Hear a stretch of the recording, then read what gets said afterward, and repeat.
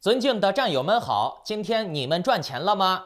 嘿嘿，首先要恭喜一下，昨天有及时的收看到面具人节目的观众们、面粉们啊，又跟着我及时的吃了一波行情呀。为啥呢？大家来看一下我分析比特币的这张图啊，我上期节目在节目的末尾给大家分析过啊，这是15分钟线，我当时就说过了，在36000美金附近是有多的迹象的，因为呢。之前比特币在那个小波段里面出现了连续的放量，庄家已经在那个位置套了一部分利润出来了，目前呢正在用利润拉盘。如果说在黄圈的部位出现了连续的放量，那么它之后的增量就是从前面套利出来的。那么大家再看这张图啊。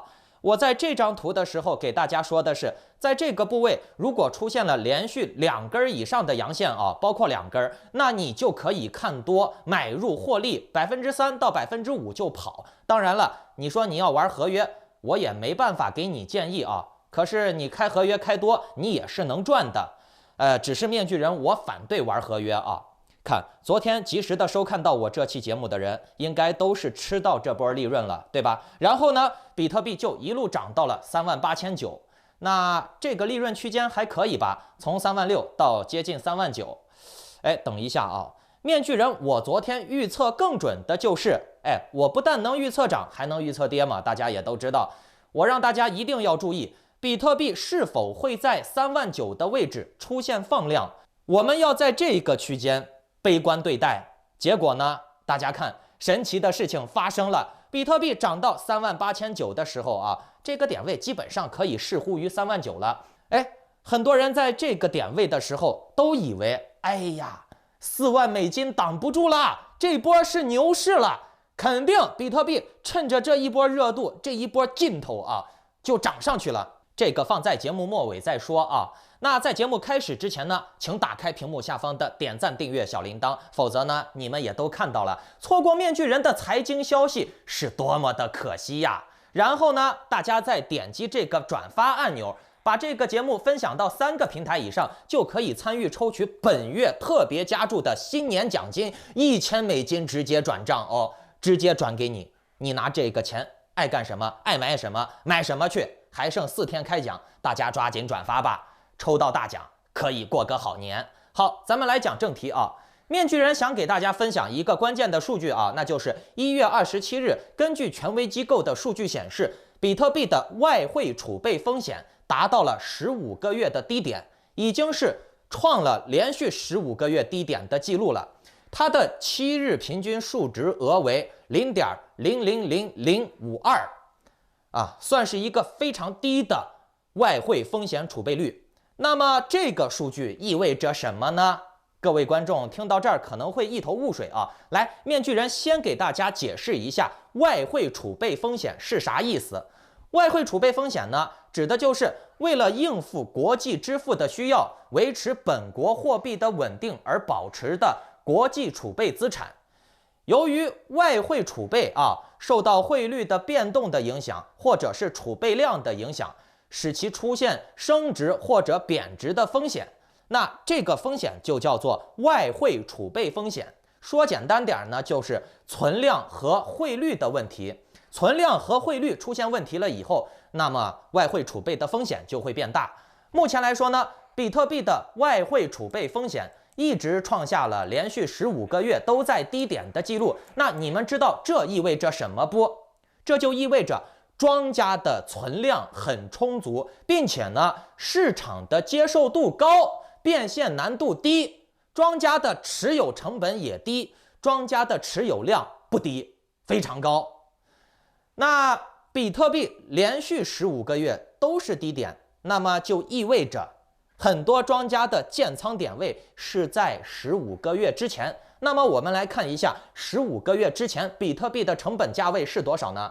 看15个月之前比特币的成本价位是15000美金，甚至更低啊。那说到这儿了，大家可能就会回想到之前那个519大砸盘的时候，那是6、7个月之前吧。6、7个月之前比特币的低价成本位是28000美金。那看到这个新闻啊，他说了，比特币连续15个月外汇储备都是在低风险的水平，那面具人我就有种预感是，庄家们的平均成本可能比我们想象中的还要低，甚至有2万以下的可能。我们之前保守的去想，比特币很难突破2万8，对吧？可是呢，当面具人我今天看到这个新闻了以后呢，我心里面就有点咯噔咯噔的了。我感觉在极端情况下，比特币还真有可能去突破2万8的低点这种可能性虽说不大，但是呢，这个新闻加码了这种可能性。我之前预估是不到30%的可能性它会跌下去，我现在呢可能要往上调个10%了。我认为呢，可能有不到40%的这个概率比特币会跌破2万8。那具体是不是会跌破，咱们拭目以待我的建议是，这段时间不要瞎操作以小波段为主赚一点就跑，亏一点呢就跑，不要贪做一做这个小波段，赚点零花钱就行了你也不要想着是现在拿就能长拿，你长拿短拿，其实无非就是利润多寡的问题而且新的一年会开创出来非常多的新概念你在这个时候就不要去乱投项目了。如果说投错了某个即将被淘汰的项目，那你的钱就会打水漂了，听明白了没？所以面具人我的建议是，最近如果说没有什么突破性的好项目、潜力项目的话，整个市场大家还是悲观对待吧。听懂了没？而且呢，这段时间我觉得如果说比特币呀、以太坊呀这些主流的加密货币，他们的这些庄家觉得最近散户的筹码吸足了，那接下来就是可以预见的嘛，还会下跌，对吧？所以呢，这段时间你们还是以悲观为主。就像前几天面具人我一直给大家说的是悲观、悲观再悲观，对吧？你不要想着比特币刚跌下来就能立马的去反弹回4万大涨牛市来了。而事实也证明，看面具人前几天依然说的是我最喜欢说的那句话，我们走着瞧，对吧？看几天以后是不是印证了面具人我说的话，走着瞧，市场又悲观回来了，韭菜又在那儿喊熊市来了，假突破，牛市是假的。这韭菜永远都是涨了他说牛市来了，跌了他说熊市来了，跌了说跌，涨了说涨，他自己没有任何主观的观点和这个分析能力，别人说啥就是啥，市场是啥样，风往哪吹他就往哪倒。好，接下来呢，给大家说一下关于你们生活和未来的事情那就是国内的这个卵子超市的事儿大家来看图，国家卫健委答复委员提案，要建立健全合法的捐卵储卵的途径。这说白了就是面具人我说的那个卵子超市的概念那这个卵子超市真的是细思极恐大家可以结合共产党朝令夕改的特性党说什么，底层人民就必须无条件的支持，有义务的支持，对吧？之前计划生育是义务，多生要强制人流和惩罚，对不对？那现在呢，又反过来了，生少的话也得要惩罚，你不生3胎就要惩罚你。全世界没有任何一个国家，你再也找不到第2个国家会像中国共产党这样，因为人类的生育权去进行屠杀或者惩罚的邪恶政党那共产党既然喜欢朝令夕改，并且呢完全不尊重人权，那既然这样的话，是不是以后捐精捐卵也是义务的生孩子不生孩子是义务的，那国家以后让你义务捐卵、义务捐精，你不捐是不是也要罚你？政策既然制定了，那你就得必须服从，是不是你如果不捐，小粉红就要批你不爱国，你不给国家做贡献，对不对？更何况嘞，我党只要吹一吹小新闻给一点这个小恩小惠，你捐一管精，抹一管子射一下，然后送你1桶油你捐1颗卵子，送你1袋米。我告诉你，这些老百姓就排着队去捐，知道吗？很多人就喜欢这种小恩小惠。我刚才想到了你说这精和卵都是必须义务捐精、义务捐卵了，那以后会不会再来个义务代孕呢？因为你捐完了精和卵了以后，你这些东西必须得放到人的肚子里面去把它代孕出来呀，那真的有可能会出现义务代孕啊。给你1袋米、1桶油，再给点小工资，代孕一下，为国家做贡献，对不对啊？我告诉你，之前搞什么大跃进、大生产、大炼钢铁，那么荒唐的事儿，大家不都是以打着爱国的旗号去做的吗？现在让你搞这个义务捐精、义务捐卵、义务代孕，也可以打着这个爱国的旗号去做呀。你不做，你就是不爱国。听懂了没？你不给国家做贡献，你给祖国添麻烦。至于这个卵子超市啊，究竟有多么可怕，大家可以看一看我2年前的那期节目啊，我一会儿把链接放在下面的留言区，我专门讲卵子超市的事情啊。总之呢，事情发展到这个地步，人类社会已经发展到以共产党为首为代表的，发展成了这个高度的乌托邦科幻体系。并且呢是集权体系的这个套路已经是逐渐的实现了，对吧？那面具人，我只能告诉你，接下来人类的社会的发展就是高度的魔幻化、高度的乌托邦化、高度的阶梯化、高度的奴隶化、集权化。你从出生到死亡，包括中间从事什么职业，都会被大数据和教育以及媒体给你洗脑，安排好剧本给你，明白了没？你从小接受到什么样的教育，会产生什么样的思维，会产生什么样的条件反射，你接收到什么消息，对你有什么样的影响，大数据会给你规划你能干什么，不能干什么，你今天该去哪儿上班，该去哪儿求职，该去哪儿上学，都会被大数据给你规划好的。听懂了没？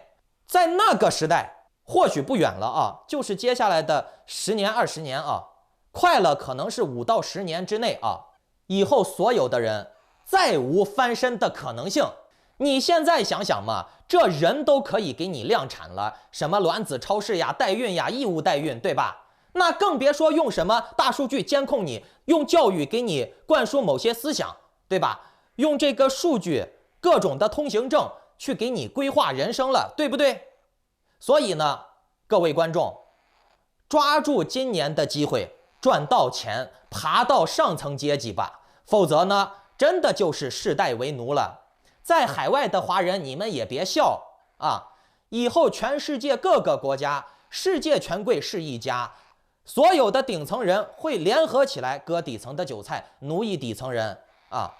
你别说只有中国搞这种什么2维码通行证，那我们在国外，在澳洲，在美国，在英国啊，英国现在能好一点了啊！你像法国、西班牙、德国不也搞这个什么健康码通行证，什么那个苗苗护照，对不对？包括这个完全没有任何价值的数字人民币、数字美元、数字英镑，以后都会陆陆续续的推出的。到了那个时候呢，就是各国的权贵们、统治者们利用大数据、利用软件系统、利用各种通行证、各种2维码，把你限制的死死的。你的钱能怎么花，不能怎么花，一个月能花多少，你一个月能赚多少，全部都给你规划好了。你的人生都会被一个系统给限定死。听懂了没？不光是中国啊，我说的是全世界。而我们需要做的就是在那一天到来之前，选好自己的阶级，奴隶还是奴隶主，没有第3条路。并且呢，你选错了就永世不得翻身了。你自己，包括你的孩子、你的孙子、你的子子孙孙、后后代代，永远都无法翻身，永世为奴。听明白了没？他们从生下来就会被规划好，怎么生怎么死。能够改变这一切的只有你自己，并且呢，机会不多，时间不多了。面具人，我对未来也是非常悲观的。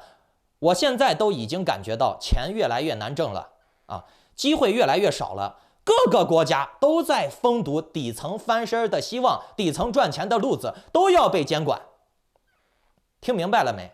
以后什么大数据网络遍及全球了，各种监控系统，包括你的这种数字化的主权币被搞出来了以后，你就可以想象你的日子会成什么样子。除非你是地主啊，那当我没说啊。而且呢，就算你混成了地主阶级，你还要考虑的一个问题就是，到时候会不会再出现全球的土改啊？当然了，咱们也只能走一步算一步，走一步看一步。人毕竟要往高处走。今天我的会员群里面有人给我说什么知足常乐这了那了，来面具人，我告诉你啊，谁在给你说知足常乐，谁就是在害你，听懂了没？那种知足常乐的人是哪种人啊？傻子才知足常乐呢。我问你，川普知足不？啊，习近平知足不？还是他蔡英文知足？哪一个知足？哪一个都不知足。谁要你知足？哎，就让你这种奴才一天吃3顿饭，吃饱了别找事儿了。哎，又不是没饭吃，知足常乐，你就知足吧。听懂了没？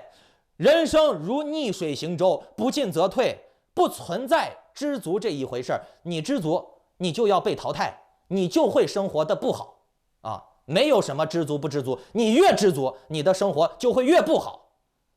人每分每秒都要学习提升自己，别人都在努力学习锻炼身体，要么提升自己的体能，要么提升自己的脑力，或者2个都提升。而你呢，在家里面天天吃喝拉稀，完了以后知足了，常乐了。人无远虑，必有近忧。如果各位想要紧跟面具人的操作，以达到利润最大化、风险最小化，并且呢参与我今年的早期的几个革命性的项目啊，类似于 XAXS 的，我今年还有几个风暴等着大家呢，那就请下载 Line 或者 Telegram 搜索添加 ID Maskman118 办理会员入群手续，或者呢你们也可以去报名什么 K 线画画班只谈金融不谈政治，完了以后呢赚再多的钱，一个政策给你清零，更何况你画来画去还赚不到，拜拜。